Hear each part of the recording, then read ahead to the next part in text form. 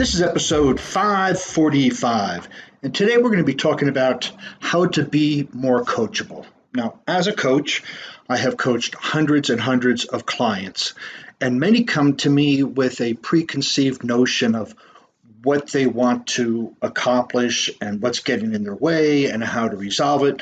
They just need somebody to talk to, which is fine. However, when we start coaching, if they feel that they have their mindset on one way, then the coaching is not going to be effective. So effectively, they are not coachable. They already have their mind made up on what it is, and that's how they're going to do it. They just need somebody to work with. And from a coach, a true coach perspective, that's not what I do or other coaches do. That could be a guide, a mentor, something else. But when we can be coachable, we want to be open to new avenues of information, new insights, new ways of looking at the world, new ways of looking at our life, and see how that goes. So, if you're like most professionals, you probably want to succeed. I mean, otherwise, you may not be a professional, but you may resist coaching for reasons that you're not even aware of. However, you can develop skills and qualities that will prepare you to accept guidance and act on it, even if it's not from a coach such as myself. Perhaps your boss has some background in coaching and wants to coach you, perhaps a coworker. So being coachable isn't just with me or a professional coach. It can be utilized in other aspects of your life. So the key is to learn to be more coachable. When you're more coachable, you have more resources available to you. You have more ways of addressing situations. You have more avenues to achieve your goals. So I'm going to go through a kind of a checklist. So you can use this checklist to find the areas you need to work on so you can have a successful relationship with your coach, and hopefully that is me. If it's not me, with whatever coach you decide or with your boss. So this is kind of a checklist. These are things that I have realized with my clients over the years. It's by all means not inclusive, but it is a great start.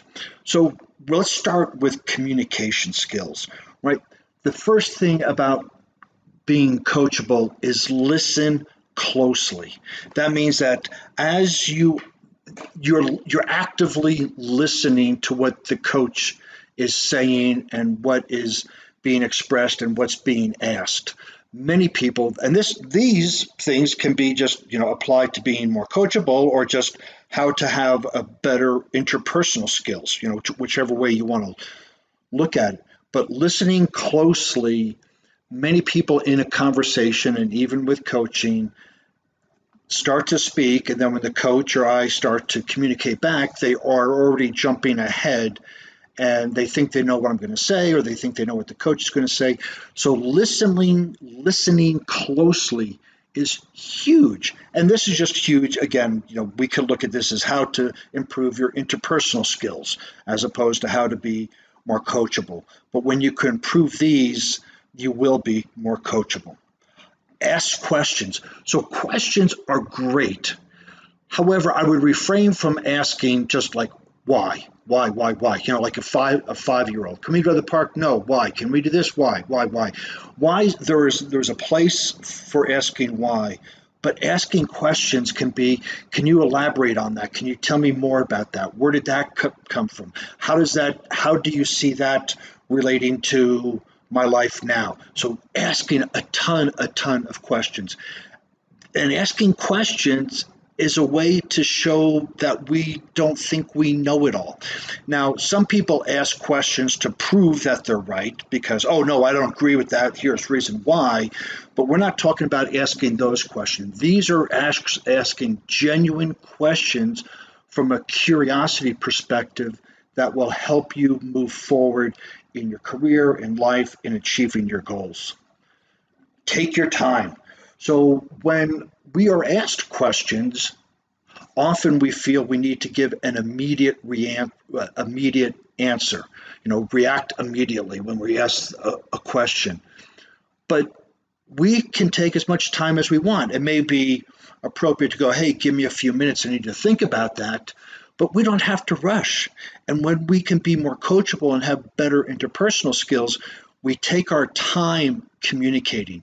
We are thoughtful about what we are going to say, and we're thoughtful about how we're going to respond to what's being said to us.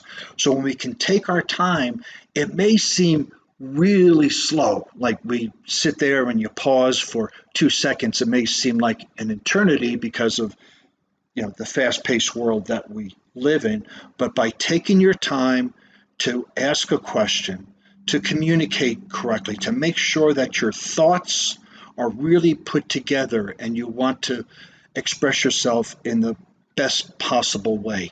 And again, this is being more coachable, but also having better interpersonal skills.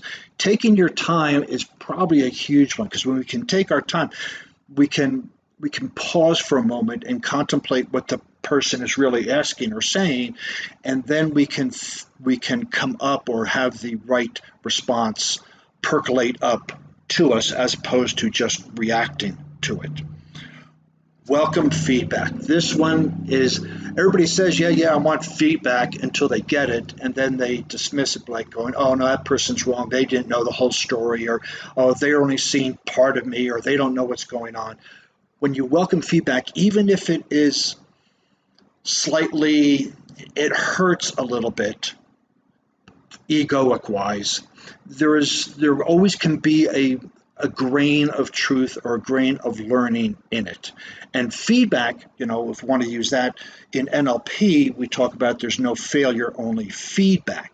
So the feedback, even if it's from a physical activity that you're doing that didn't turn out correctly, welcome that feedback. That feedback is saying do something different. Welcome the feedback from your coach, challenging you to do something different. Welcome the feedback from your significant other or your boss, giving you feedback on how you can improve. So feedback is great. And we have to welcome the feedback and then take action on it. Just don't go, oh, okay, thank you for sharing, and then we don't do anything about it. People see us in different lights. We see ourselves in a singular light. They may be not accurate with their view, just like we are not accurate with our own perception of ourselves. But there is always that part of what the feedback is. There's some truth to it. So welcome the feedback, use it to be introspective, and contemplate really what's going on. Attend to your body language.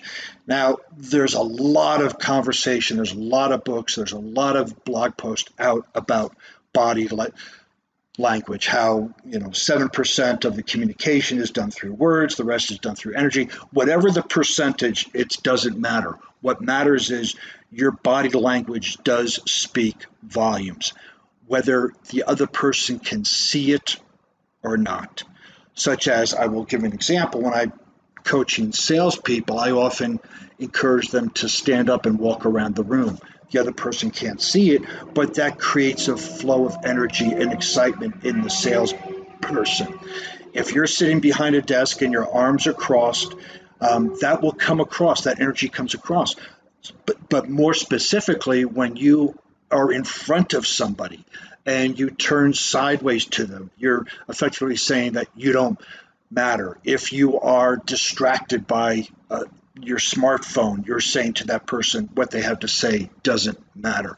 Your body language is very, very important. And there are different types of body language, with your hands on your hips, which kind of shows a leadership, authoritative positioning. But be careful of your body language. And the best thing that you probably can do is look at the person you're talking to and pretend you're a mirror for them, and mirror back to them their own body language. That will help build rapport, and that will help the communication tremendously. And open up. We are especially men, are so afraid of opening up and being vulnerable. We're afraid that vulnerability means weakness, and we keep things up and we keep it down, and we don't tell somebody when our feelings are hurt, because, oh, poor little boy, your feelings are hurt. But that the person who would respond to you that way is not a mature individual. They're not compassionate, they're not understanding. So if you have those people in your life that kind of make fun of you opening up, you may want to consider releasing them and let them go someplace else. But you want to have people for a coach. That's one of the biggest things that I appreciate and respect and honor so much is when my clients open up to me and they open up deeply with things they've never told their spouse, they never told their boss, they never told anything. And this isn't, bad stuff. It's just these thoughts that are going inside of them. I'm not good enough. I'll never make it. What do people see me? These type of things.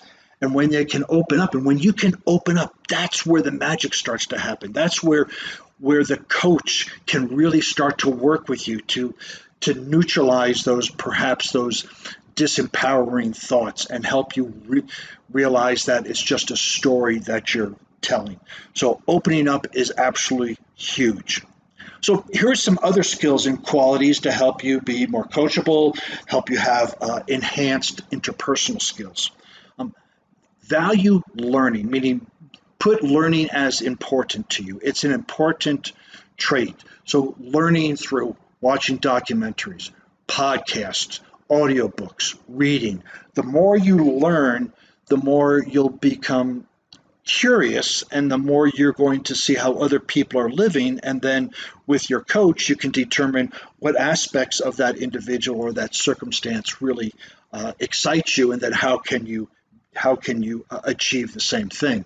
So learning is essential in interpersonal skills, obviously because you have a breadth of knowledge of subjects to talk about, but also coachable, because then the coach should be learned as well. And when they make references to things, you will be able to understand that. Set goals. Of course, coaching is all about setting goals. Mental strength is all about setting goals. And there are proper ways to set goals, which I will not go into here. I've gone into them in other podcasts, but setting goals are absolutely essential. It gives us motivation. It inspires us to do things that may be a little bit uncomfortable. Adjust your expectations. I know I've made this comment a lot of times about cleaning up a garage or cleaning up a mess or having a project that we want to do. We underestimate how long it's going to take, and we overestimate how much we're going to get done. And that is one set of an expectation, but we also have expectations of other people in our life, our significant other, our friends, our bosses. We have expectations about what they should be doing. Now, it's great to have that, but if it keeps getting you into trouble or keeps having arguments, those expectations, if they're not expressed and agreed upon, those expectations are a story that you've created that can cause some challenges interpersonally and with others. So when you're coaching, when you can adjust those, we're not saying don't have expectations. You can always have intentions, but the expectations need to be measured against past events, against communications, against a lot of things, because those expectations basically are a story you're telling yourself. And if the other person doesn't know that story and they don't live up to those expectations, you're going to be disappointed and you're going to have resentment to that person. But that person did the best that they could based on the information they had. So your expectations need to change or communicate them clearly. Cultivate gratitude. Gratitude is so powerful, especially in coaching. When you can be grateful for where you are right now, you can be grateful for what you have, when you can be grateful for what the future holds for you, then those are opening up to possibilities and probabilities. And then when you can be grateful, you then have a blank slate as to how to create your future. Be humble. It's if you've done great things, own it, but you don't have to stand on top of a mountain and yell it out to everybody. Being humble is, kind of if you know something, okay, thanks for sharing. You don't have to say, yeah, I know that, right? There's different ways of being humble. Humble doesn't mean just not accepting accolades. It's more about how you accept it and knowing that other people have helped you. Practice consistently, meaning what all these lists, all these to-dos, all this value, this learning, expectations, gratitude, all the other part. Practice, practice, practice. It's called a practice, not a perfect. And so when you can practice these skill set, you will become better, never perfect, but you will become better. But we have to practice these because these are going to be new, especially opening up. If you're a guy, listen to this. That's going to be new. So practice opening up with that. And then evaluate your progress. Before you start coaching, your coach will probably, if not, then you take a quote before picture, write down some things, use the wheel of life. Where are you relationship wise, career wise, et cetera, et cetera. Score yourself there. And then each month go back and rescore yourself and see how well you're doing in these different areas of your life. This way you'll know you're making that progress, because when we don't measure it, we really don't know if coaching works. We really don't know if what we're going through is actually working. But if you can do it before picture and an after picture, you'll be amazed at how well it works. So here's the takeaways. Being coachable is about being ready and willing to learn and grow and have a growth mindset. Unlock your potential so you can achieve greater personal and professional success. And this is what coaching can help you, both personally and professionally.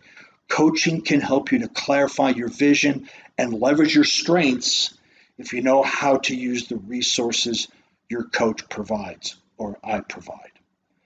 If you'd like to get the show notes, you can go over to warriormindcoach.com for the show notes. And while you're over there, if you'd like to request a introductory consultation, you'll see that at the bottom of the site.